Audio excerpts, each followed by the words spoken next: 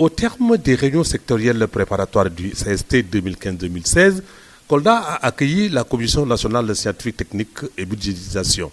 Tous les centres de l'ISRA qui travaillent sur la production de la santé animale, mais également les centres qui travaillent sur les recherches forestières.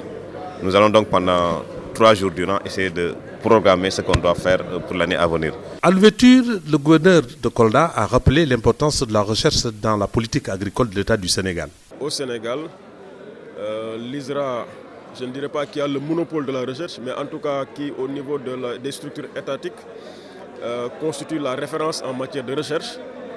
Aujourd'hui, nous vaut des satisfactions et dans le secteur de l'agriculture qui sous-tend l'économie nationale.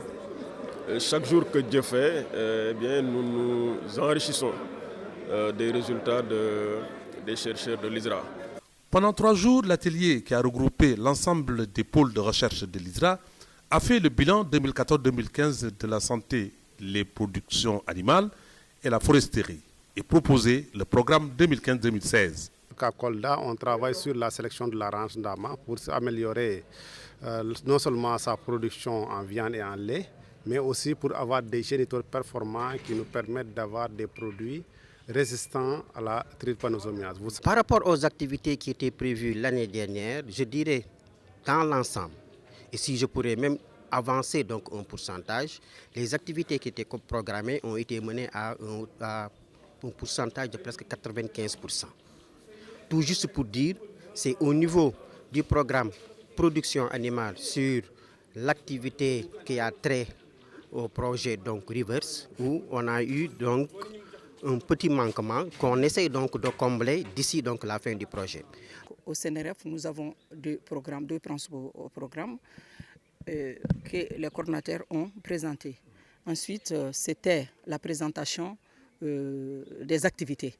Donc chaque chercheur a présenté devant l'Assemblée ses activités qui ont été sanctionnées. En 2017, a produit suffisamment de vaccins pour couvrir 80% des besoins en vaccins pour les campagnes nationales de vaccination du cheptel.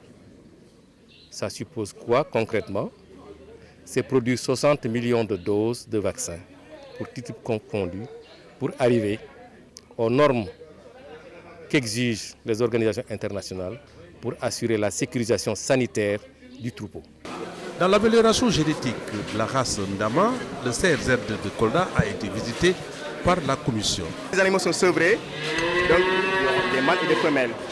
Donc concernant les mâles, on fait un test collectif jusqu'à de 6 à 18 mois. C'est-à-dire que de 6 à 18 mois, donc à partir de 18 mois, les animaux vont être classés.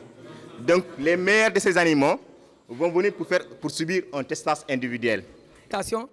Les animaux vont au pâturage. Oui.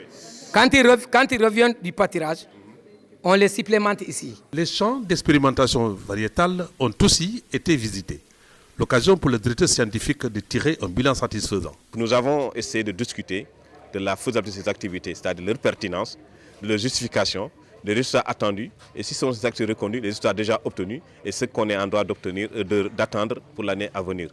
Donc cet exercice a été fait pendant 4 jours. Nous avons donc essayé de discuter les fiches scientifiques qui nous sont présentées pour essayer de les amender et par conséquent de pouvoir présenter un document scientifique adéquat qui répond aux normes internationales en matière de recherche et qui pourra donc, un document qui pourra donc être présenté au comité scientifique et technique de l'ISRA qui doit se tenir en novembre prochain. Rappelons que la réunion de validation du programme 2016 du comité scientifique et technique est attendue au mois de novembre à Dakar.